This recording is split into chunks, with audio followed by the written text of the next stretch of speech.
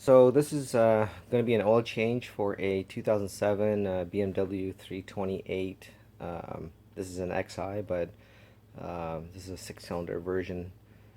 Um, Basically, we're going to use the 5W30. You could go down to a 0W30 if you wanted to, as long as you keep the viscosity on the hot side that's required by the car. The lower the number, yeah, the better it is for cold starts, because the oil will get to wherever it needs to when the engine is starting, without the oil distributed throughout the engine. We also got the Bosch, show you the oil filter number. Comes with the canister oil, comes with the O-ring that's going to go on the cap, and then there's an O-ring that goes on the bottom. And then there is the crush washer for the oil pan drain. It's pretty simple to do. This is the cap that we're gonna oil filter cap that we're going to remove to remove this. The other thing is I've got the vehicle jacked up. BMW has a metal piece that basically allows you to jack the car up from the front. That's where we're going to jack up the vehicle from. And you want to make sure you have stands underneath. This is the area where I'm going to lower the car so that the weight is on the stands to make sure that the car is safe. So I'm just going to lower it just to a point where these things are taking some weight.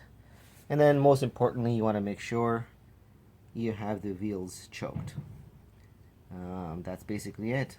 Now I'm going to go ahead and, oh yeah, that's right, forgot to show you. This is this small inset is what we are going to remove to get access to the oil drain nut. So let me get this car on the stands, and then get a creeper so I can get underneath the vehicle, and then I'll show you how to remove this and get access to the drain nut. Okay, so in order to remove the cover, all we're going to do is we're going to go ahead and turn this, and now you can see the nut that needs to be opened up. In some vehicles, the nut is angled horizontally, so at that point you want to make sure on the opposite end of the opening you stick a towel in there so you don't end up having oil shooting into the car. So I'm going to get my oil pallet underneath here. I think this is a 17 millimeter bolt, so I'm going to go ahead and get a socket that size. I'm going to loosen it, get the oil pan underneath, remove this bolt altogether, and then I'm going to go back out.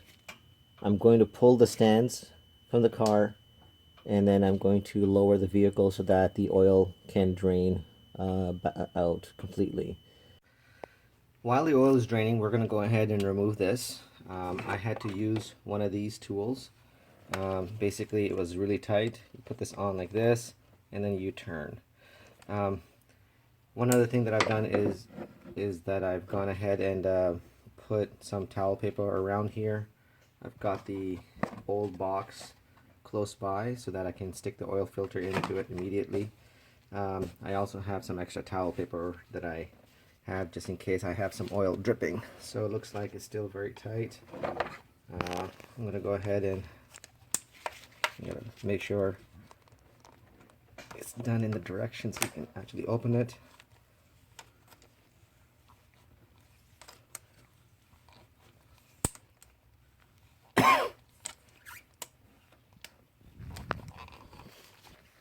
It's pretty stiff.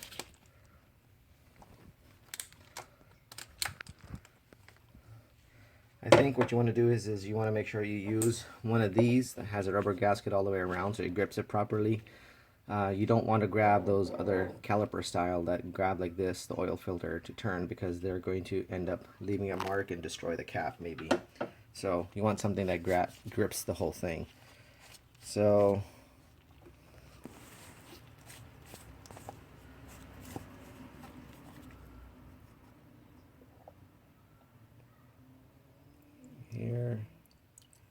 You can see there's oil dripping, so I'm gonna just keep letting it drip.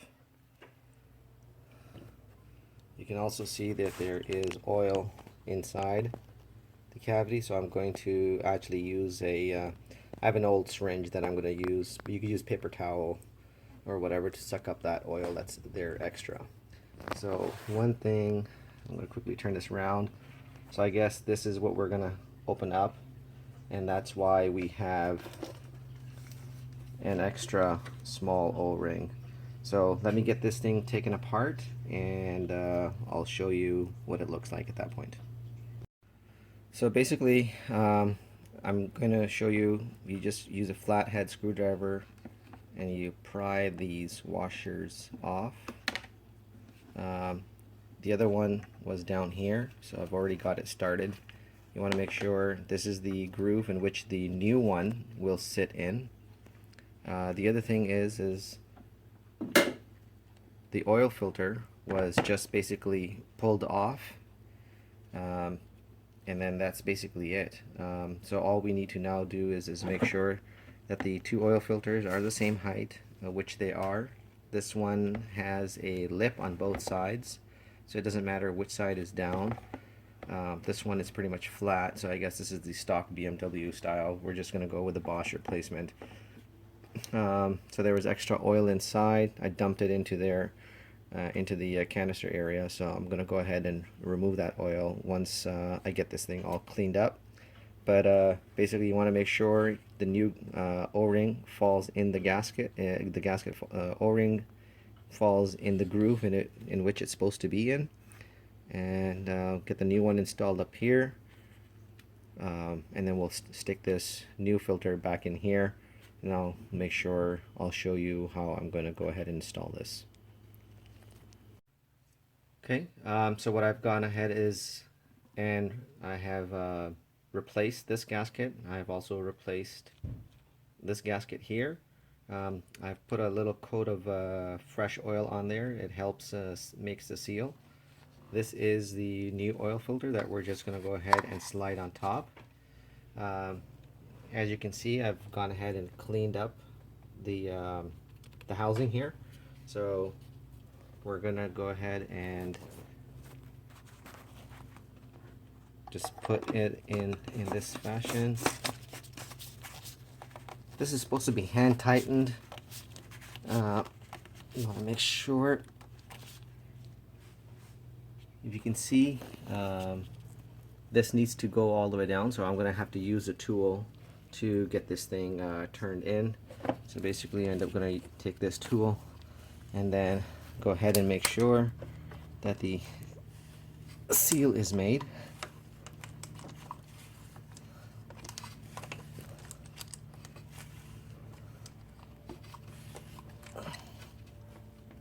And that's basically it.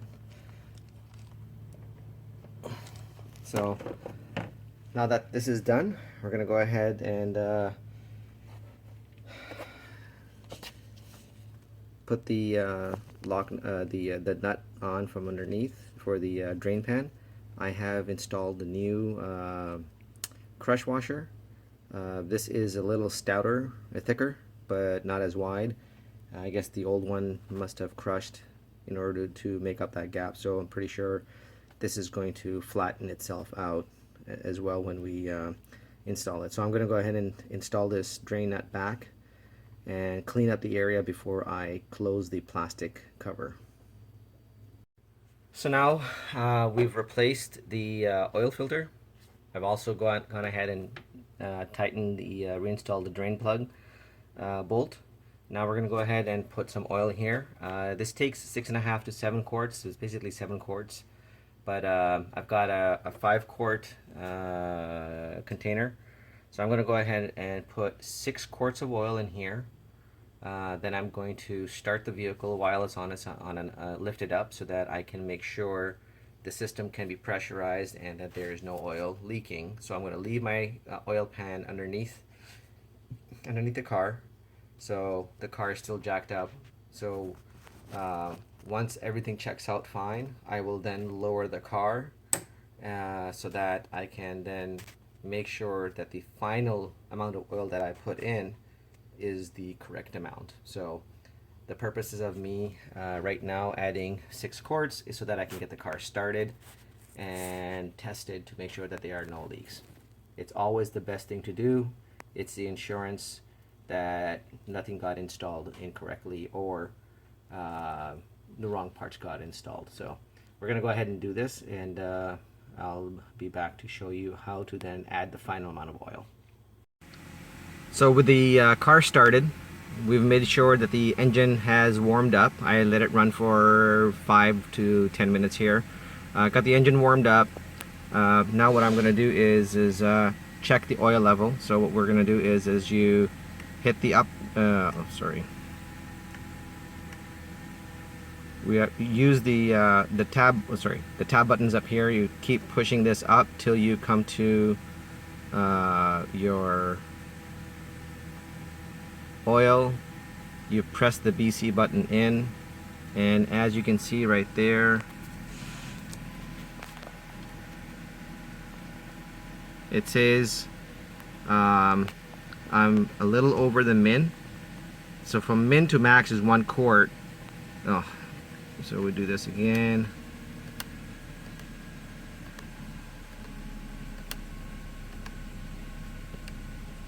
So what we're going to do is we are about 0.8 of a quart shy. So I'm going to go ahead and add some oil till I'm to my max level. This way I've topped off the vehicle on a flat ground level while the engine was hot. And this way, since I've got 156,000 miles on the car, I change the oil every 5,000 miles. I went a little over this time. So next oil service at 160 is just, the oil is going to be used a little less.